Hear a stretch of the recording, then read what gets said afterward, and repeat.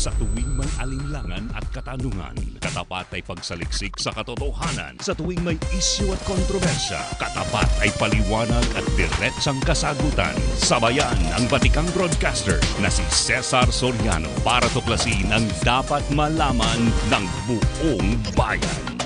Isyu One-on-One. Dito sa ating bayan, palaging may pinag-uusapan.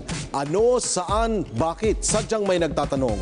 Ako po si Cesar Soriano at samahan niyo ako mag-usisa dito sa programang Isyu One-on-One.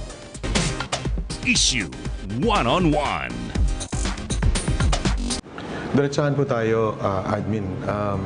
Grabe ang ginawang pakipaglaban ng mga sumusulong ng advokasya sa electric cooperatives around the country, and grabe ang suporta sa kanila. How do you describe this? I believe, no, or naniniwala ako na na itong electric cooperatives, dahil sa tagumpay ng programang rural electrification, gusto nila ipagpatuloy yung adhikain na hindi lang magkaroon ng ilaw ang pinakahuling bahay sa buong Pilipinas, lalo na sa rural areas, kundi mangyari din yung vision, yung pangarap ng rural electrification na sana maging masagana ang buhay ng bawat pamilyang Pilipino.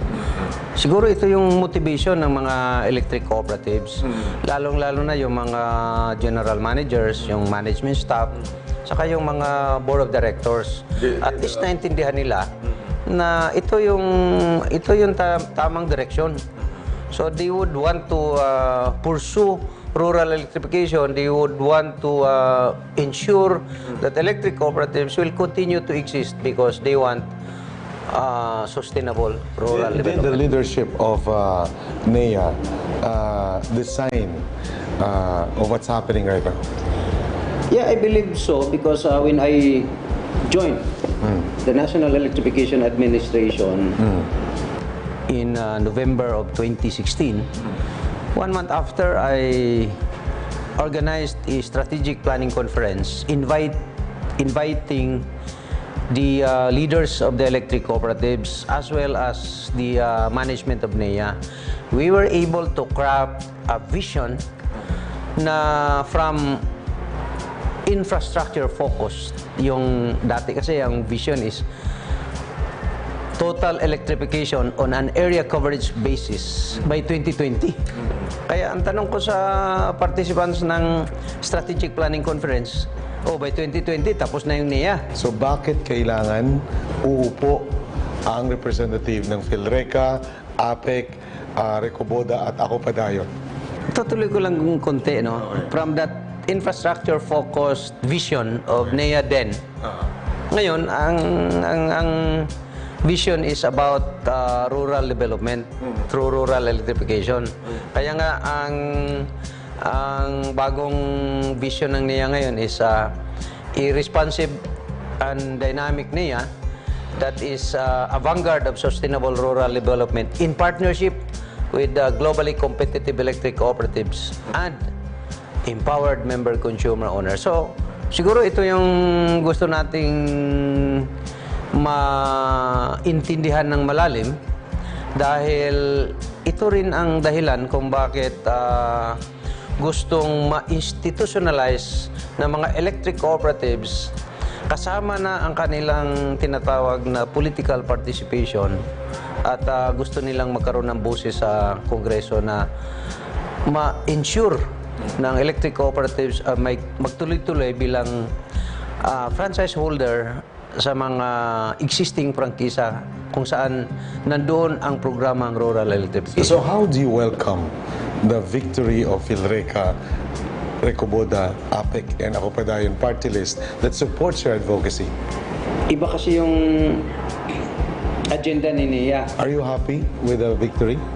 Well, I look forward, no, that they will be there To be your partner? to be a partner. Kasi nga, sabi, di ba, dynamic and responsive NEA to be a vanguard of sustainable rural development. Pero baka kulang. Kailangan may partner. And you say this is a resounding success? I believe na tama ka sa tanong na this is a successful undertaking ng mga electric cooperatives because at the end of the day, whether magtuloy-tuloy siya or ma-abolish niya, at least sila are there to continue their advocacies. Ano ang nasa PhilReca na bilib kayo? Naniniwala ka ba sa kanila at masaya ka ba para sa kanila ngayon? Masaya ako sa tinatawag kong movement of electric cooperatives and member consumer owners dahil hindi lang sila yung advocate na bilang isang movement, kundi dinugtungan nila yung kanilang lakas, yung kanilang sabihin natin na boses na hindi lang hanggang signature campaign, hindi lang hanggang pag-attend ng mga public hearings or legislative hearings, kundi kasama na sila doon sa mag-enact or mag-legislate.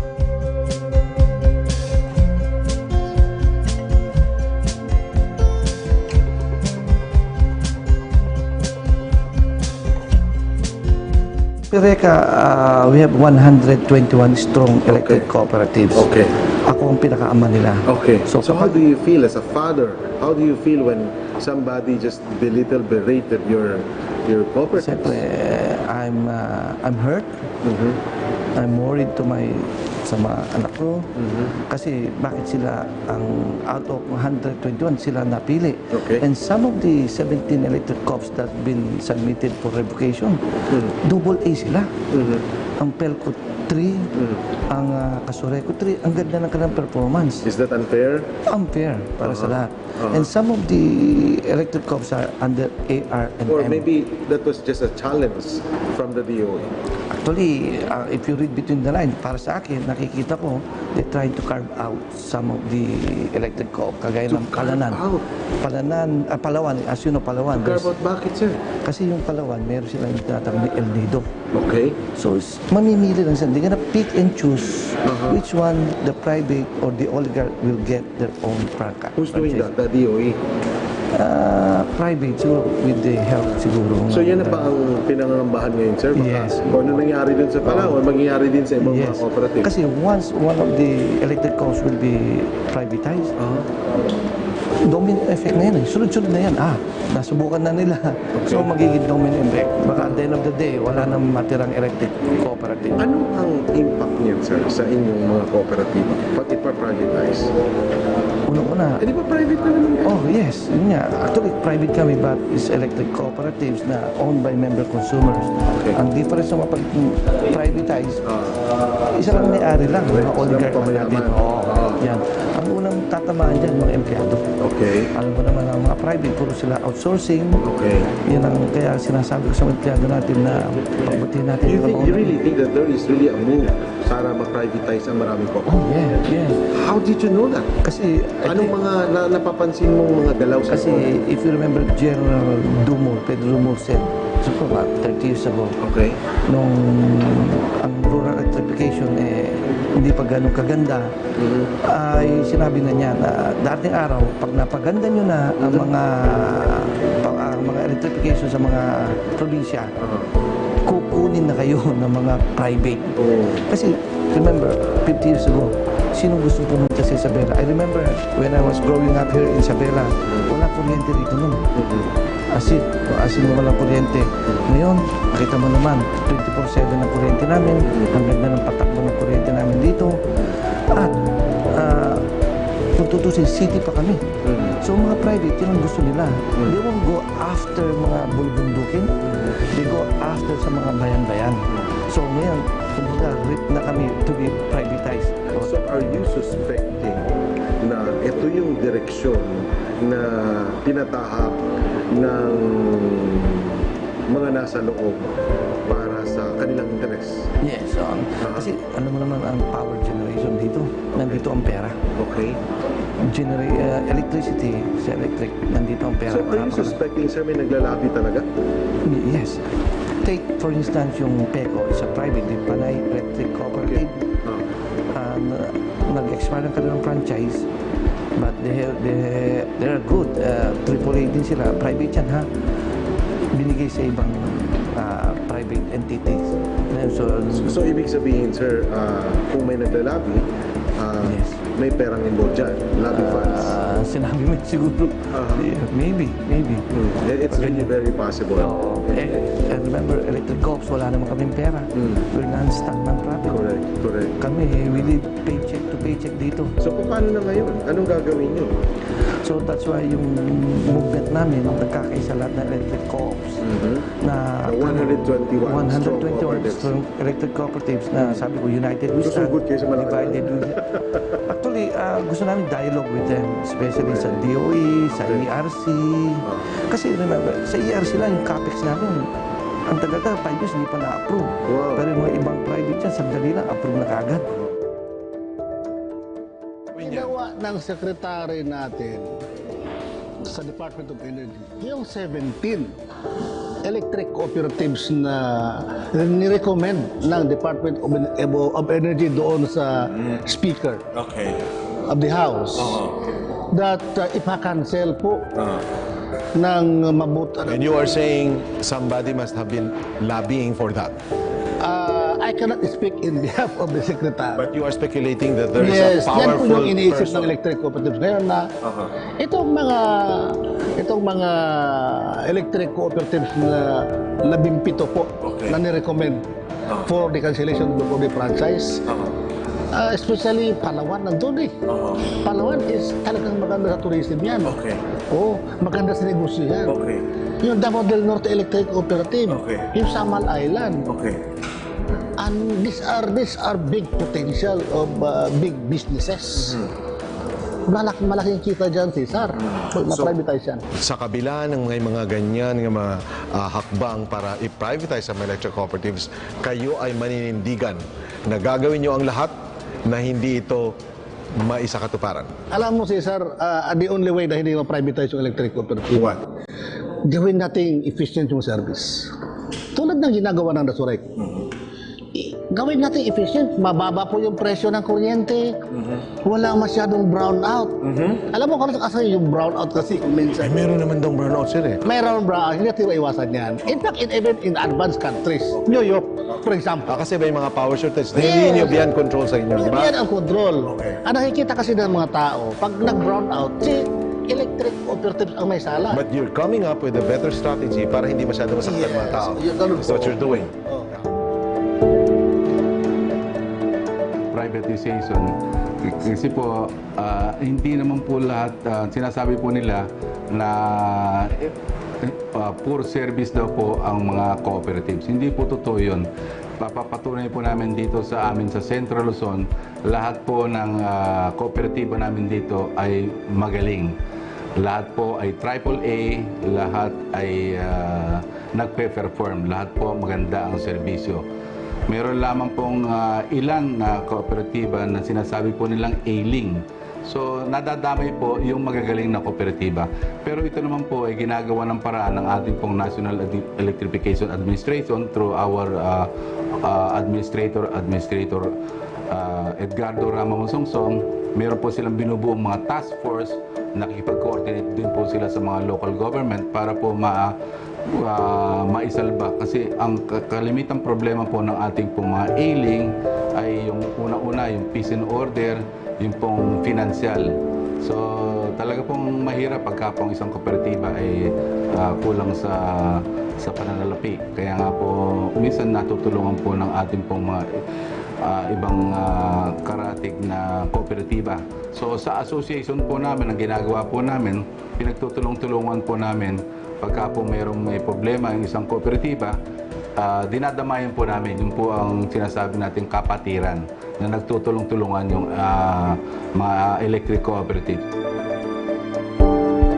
Definitely, we are against privatization because in the long run, ang maapektuhan hindi naman talaga yung mga electric co-ops, kundi ang member consumer owners natin. Maapektuhan in the sense na mag-iiba ang policies dahil ang sinasabi nga natin, ang electric cooperatives are non-profit, non-stock organizations and the owners are the member consumer owners versus the private corporation, distribution companies or utilities will be owned by a group of businessmen. Maliit lang, and this of course, ang pag sinasabi natin na business, hindi po pwede yung non-profit, hindi ba? Dapat meron at merong kikitain. At kung merong kikitain yan, necessarily they need to increase also their rates. So, maapektuhan ang member consumer owners. Issue One-on-One. Pinabalaan ko kayo. Kung gusto nyo magnegosyo ng droga, umalis kayo dito sa Tanawan.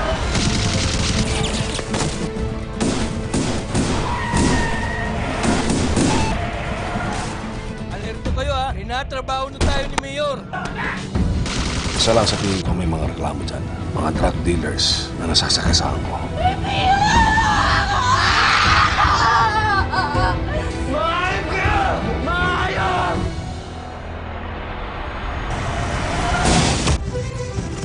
Walang titigil hanggat hindi bumubulag tayo sa Mayor Parada. I love you so much.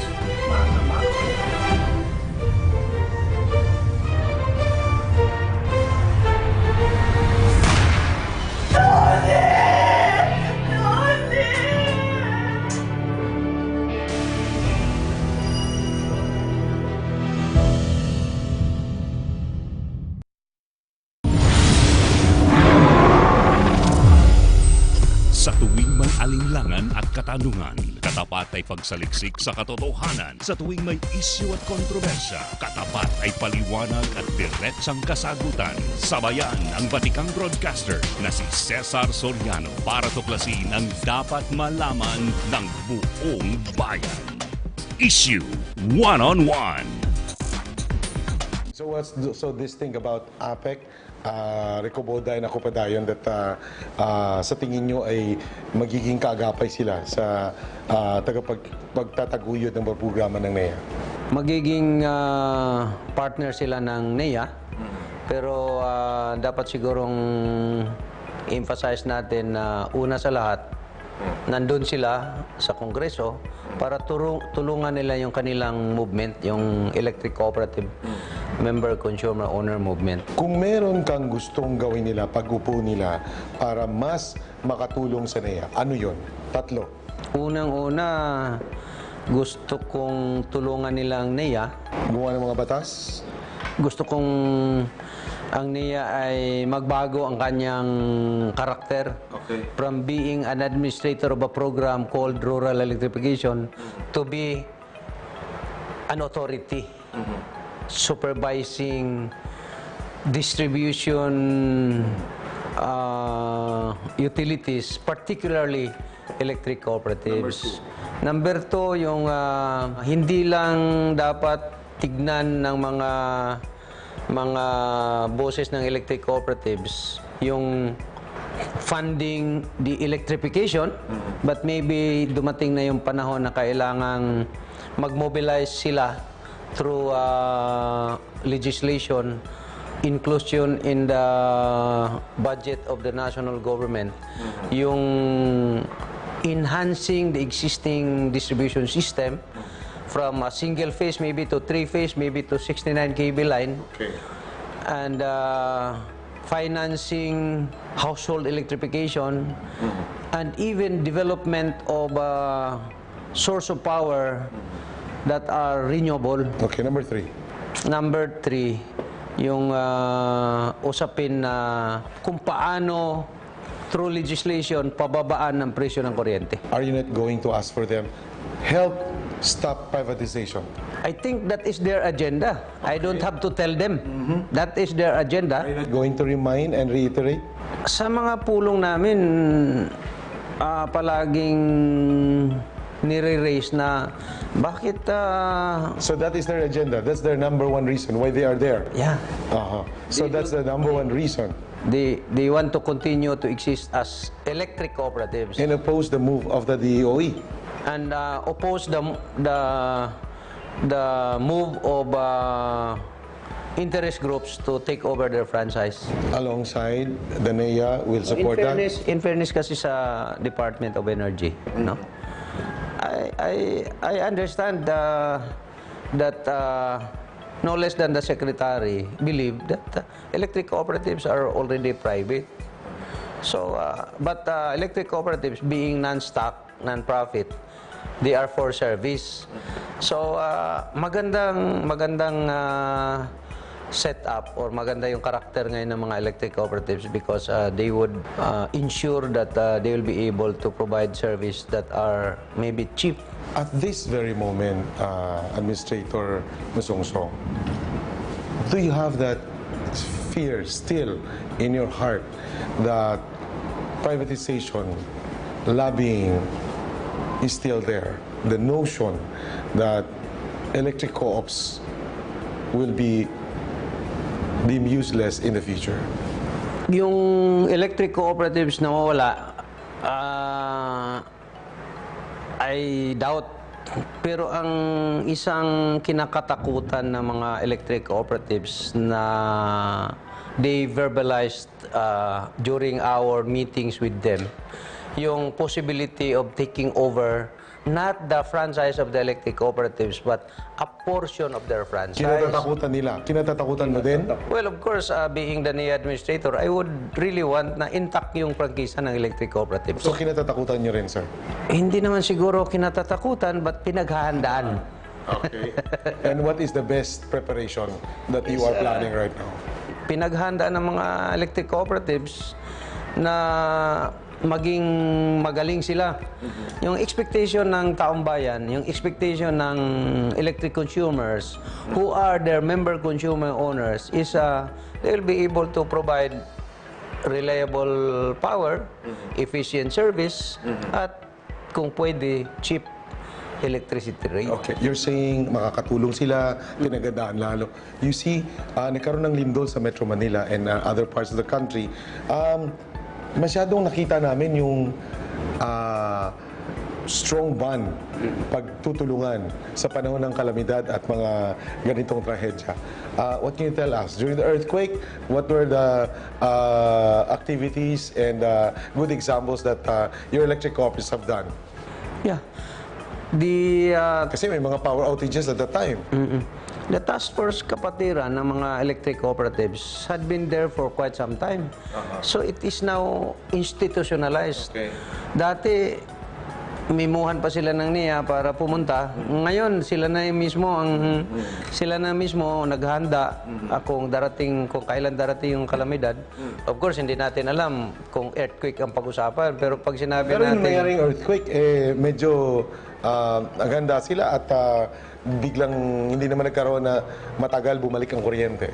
Ang masasabi ko doon, una, pagka merong damages, handang-handa ang mga electric cooperatives na katabi or karatig ng apektadong electric cooperative, handa tumulong. Pangalawa, cooperatives kasi ngayon, yung kanilang distribution system ay very reliable. Yung kahit may kalamidad, matitibay na yung state of the art, competitive na sila sa private. Kasi mayroong mechanism ang gobyerno, ang NEA, ang Department of Energy, at ang Kongreso through the batas, through the IPIRA law, na they will be able to fund or they will be able to access finances para ayusin yung kanilang distribution system. So, hindi na ngayon basta-basta kahit pa ang experience nga, magnitude 6 ng lindol, Matibay yung mga linya ng ating mga electric cooperatives. Okay, sa sinusulong nyo na total rural electrification program ng pamalang Duterte sa lahat ng mga kabayanan sa ating bansa, masyadong distinct yung mga mini hybrid power plants para sa sitio. Tell us more about this. Kasi parang ito yung nakikita namin nakakatulong talaga sa inyong programa. Yeah, sa ngayon, maraming nagre-rely yung ating mga electric cooperatives sa power supply ng mga malalaking power plants, coal, malalaking hydro, ngayon. Pero on the other hand, in times of isolation, kasi naranasan na ng mga electric cooperatives na mawalan ng kuryente dahil pag natumba yung mga transmission lines, they are isolated. So, nakita na ngayon ng mga electric cooperatives yung kahalagahan na mag-install ng embedded generation. So, almost all electric cooperatives ay merong mga existing or meron ng mga plano na magpatayo ng mga embedded generation. Tinasabi mong hydro, solar, yung biomass, o siguro baka ang iba sa mga spag area, meron na tayong wind power doon sa Romblon, meron ng mga hybrid solar na may solar, may battery, may genset. So, handang-handa na yung mga electric cooperatives. So, dahil may model na, ginagawang benchmark ngayon ng ibang electric cooperatives na gayahin at sana darating ang araw, kahit man lang tig 1 megawatt, ang mga electric cooperatives meron siyang solar. Tig 1 megawatt or less, meron siyang hydro. Meron siyang biomass. So ito yung pagka dumating sa punto niya, baka isa din ito sa magiging dahilan kung paano pababain ang presyo ng kuryente. Sa solar panel, manggagaling ang kuryenteng ginagamit tuwing umaga. Ang matitirang enerhiya naman ay lalaan upang i-charge ang baterya. Magagamit ang baterya kung hindi kayang mag-supply ng sapat na kuryente ng solar panel. Mayroon namang diesel generator na gagamitin kapag kulang pa rin ang supply. Lahat ng hindi magagamit na enerhiya ay para sa pag-charge ng baterya. So sinasabi ko nga na para mapamura yung presyo ng kuryente sa mga isla, dapat mag-isip tayo ng magpalabas tayo ng isang palisiya na sa pagpapababa ng presyo ng kuryente. Katulad yung mga malalaking isla na sinasabi nila yung Big Three. No? Sa ngayon, ang ginagamit pa rin yung conventional diesel power plants. Ay alam natin yung diesel mahal. Di ba? So bakit hindi tayo magawa ng palisiya na pag ang capacity mo, ang size mo, ang size ng ng isla ay ganito na ang level ng consumption ng kuryente, dapat hindi na mag-procure tayo ng kuryente galing sa diesel power plant. Bakit hindi natin gawin na, ikaw, isla na ito, malaki kang isla, pwede ba nasa araw, doon ka na kumuha sa solar power plant? Mura yan. Diba? O kaya dagdagan mo pa yan ng wind turbine. Diba? So, sa ganun, mapapababa natin ang presyo ng kuryente. Lalong-lalo na kung ang kooperatiba ang mga may-ari ng ganyang mga power plant na renewable. Dahil sigurado matatapos yan ang pagbayad ng loan amortization. At pag nabayaran na yan ng kooperatiba yung amortization nila sa loan na ginamit pagpagawa ng mga ganong pasilidad, no? Ay sigurado mumura ang presyo ng kuryente. At ngayon ay nangyayari na yan sa mga ibang co-op. Katulad ng mga kooperatiba natin na nagtayo ng mga hydropower plant. Ang presyo ng kuryente nila galing sa mga hydropower plants na yun ay less than 2 pesos per kilowatt hour. Imagine that. Mas mura pa kaya sa presyo ng kuryente doon sa mainland. So yun ang dapat na encourage natin. Bigyang laya yung mga electric cooperatives, no, na mag-construct ng mga power generation facilities, particularly yung renewable energy power plants, para ma-address natin yung pagmura ng presyo ng kuryente.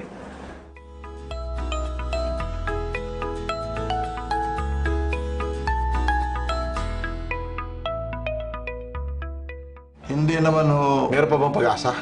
Hindi naman ho pare-pareho ang sitwasyon.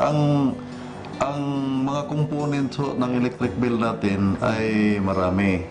Unang-una, kung ipatawag ako ni Presidente, ang unang-unang sa i-propose ko sa kanya o i-suggest, i-review natin yung taxation natin. Kasi ang kuryente natin, napakadami yung taxes na patong-patong na pinagbayaran. Yung 1 kilowatt hour, basically, So, 4 na beses tinatax ko yun. so sinasabi mo ngayon, against ka sa train law? I am not against the train law, but I am against the multiple taxation of electricity. Like, for example, pag-angkat mo ng panggatong sa planta like bunker, diesel o coal, Meron na yon. may excise ka agad. Okay. Ngayon, pagkatapos mong igatong yan, paglabas niyan, mag-generate ka ng 1 kilowatt hour. Doon sa generation charge na binabayaran namin sa planta, another 12% na VAT yun. Ganun ba? Hindi naman yun darating sa mga bahay kung hindi darating sa substation ng mga distribution utility. So, from the power plant, papunta sa... Malakas na masyado. Sa ano mo, dadaan yan sa NGCP. Yeah. Sa transmission line ng NGCP. Correct. Nagbabayad tayo ng transmission charge, ay 12% na naman yung transmission charge mo. Ngayon, pagdating sa amin, yan na yung distribution charge kasi distribution utility kami. From our substation, our distribution line to bahay-bahay. Mas malaki na. Another 12% na naman na VAT. Kawawa Tapos, naman. pinagpabayad pa tayo ng mga universal charges. Sir, in-explain ba niya yan kung paano kayo nagkaroon ng ganyang klaseng charges sa mga tao? Bawat increase ninyo, bawat ganito, patong. Alam ba ng mga tao yan? Ang aming mga consumers, bago ho kabitan ng linya yan, may tinatawag kami na PMS, Pre-Membership Seminar. Na-explain na ho namin yan. Kaya lang, wala sila magawa kasi kailangan nila ng kuryente. So kaya nga, isa yan sa mga advocacy ng mga electric cooperative. Ayaw ko lang hong banggitin, nakita ko, narinig ko sa dalawang mata ko, yung mga mambabatas natin na nandidyan pa ngayon nakaupo na nagiging dahilan bakit may mga ganong taxes sa electricity. Issue One-on-One. Inabalaan ko kayo. Kung gusto nyo magnegosyo ng droga, umalis kayo dito sa tanawan.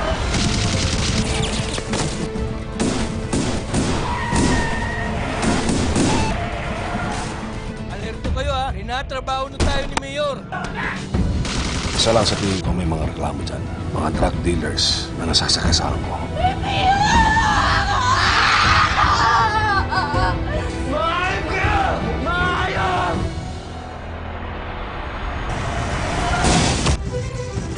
Walang titigil hanggat hindi bumubulang tayo sa Mayor Parada. I love you so much.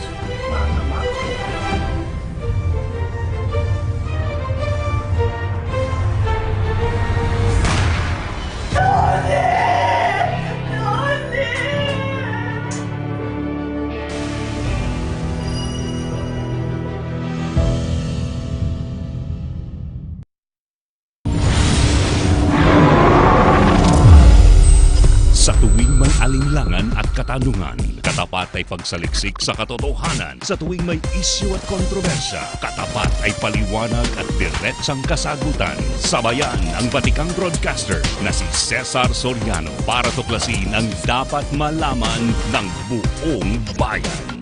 Issue One-on-One.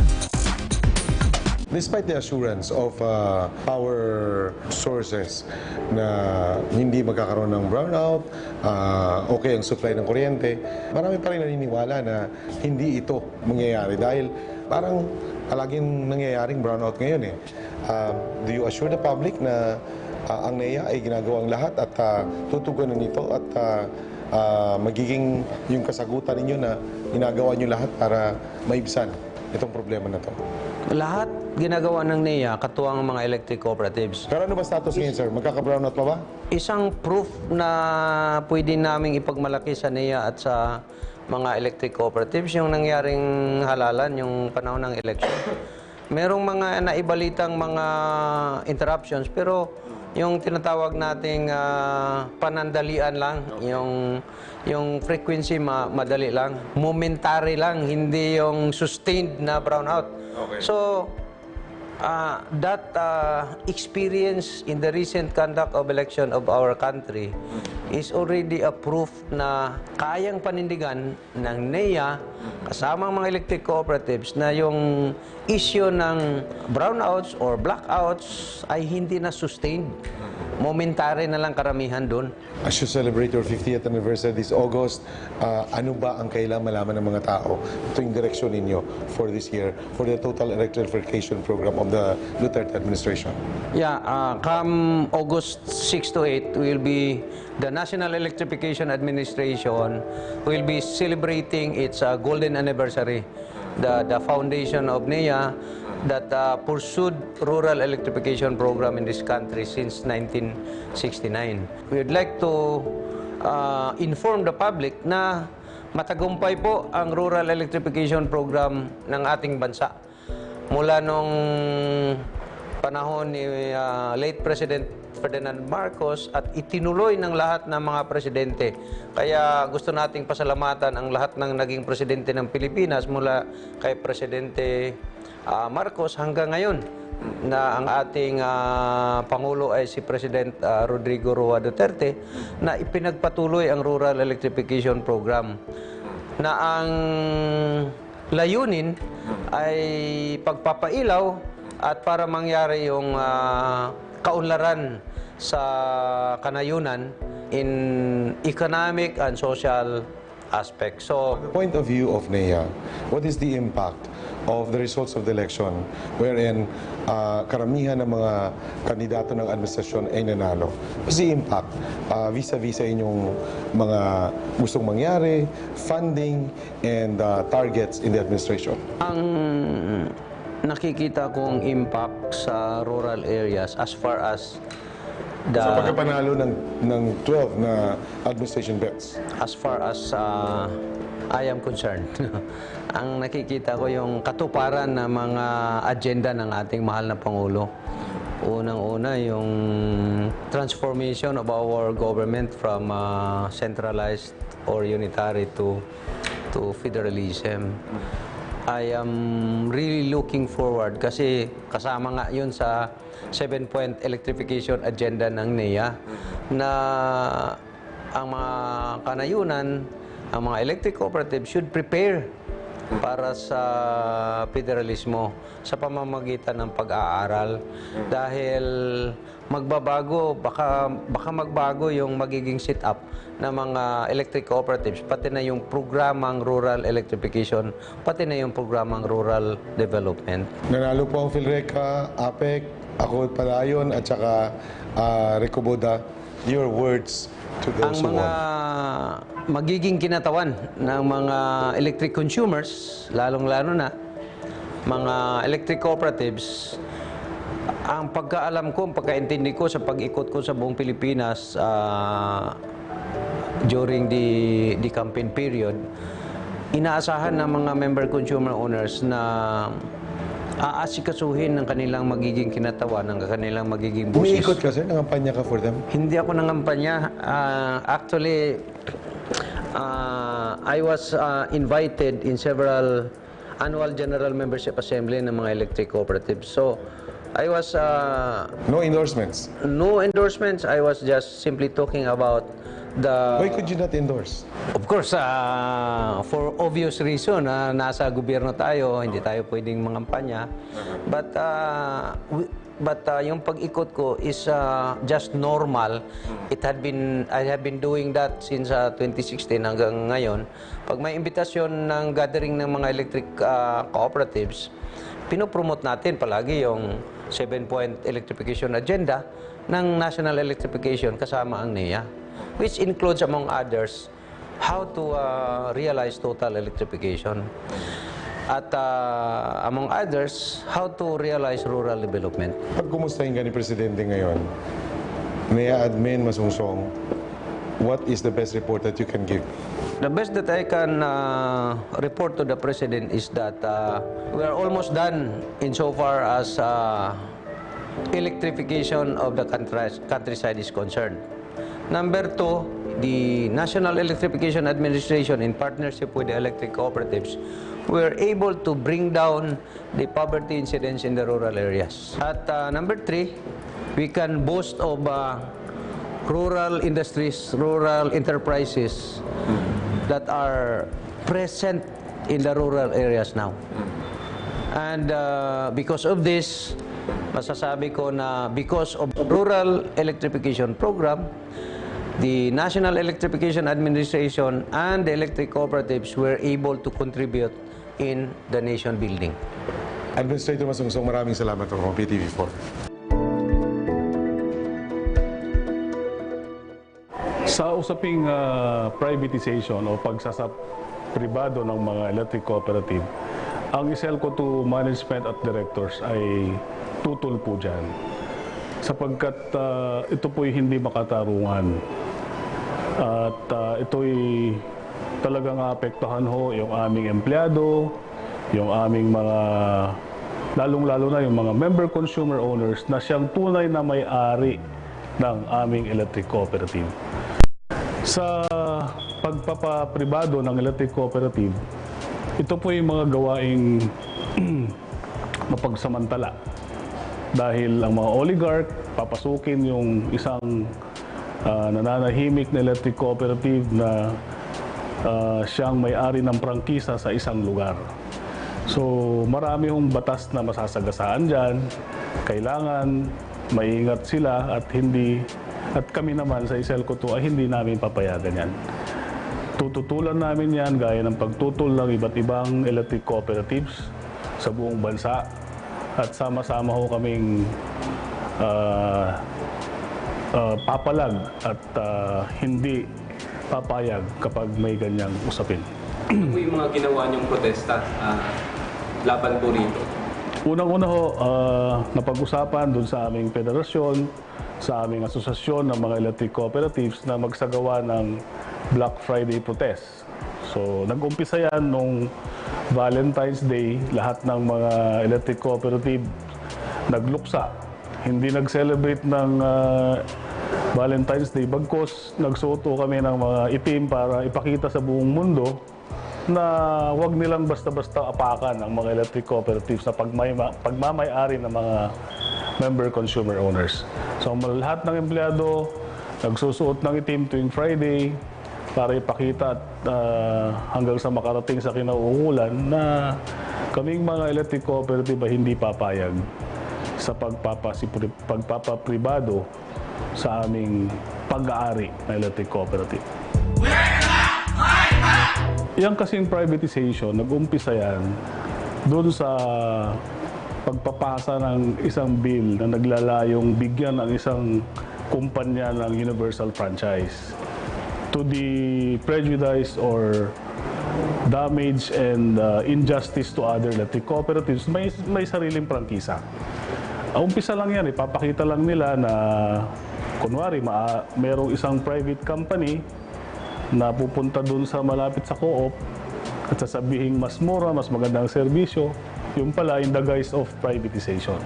So hindi man kami kasali sa mga marirevoke ang franchise, pwedeng mangyari din sa amin yan in due time kapag napasok na nila isang electric co-op. Kahit na AAA ka, kahit na anong category mo pa, kung talagang plaplanuhin ka, ay makukuha ka nila. Ngayon, anong dapat gawin? Sa paraang pagtututol sa mga ganitong aktibidades. I hope na magkaisa tayong lahat. Timely po yung tema ng agba ninyo. Dapat magkaisa tayo. Kasi kung magkaisa tayo, kahit anong dikdik nila, hindi nila tayo matitibag. We will prevail if we will continue to unite. Isyu One-on-One. hindi mababalot ng dilim ang mga tahanan. Malaking tulong din ang pagkakaroon ng supply ng kuryente upang lalong mapadali ang kanilang mga trabaho, agrikultura at iba't ibang negosyo sa probinsya. Hanggang sa muli, ako po si Cesar Soriano. Maraming salamat at ito po ang programang Issue One-on-One.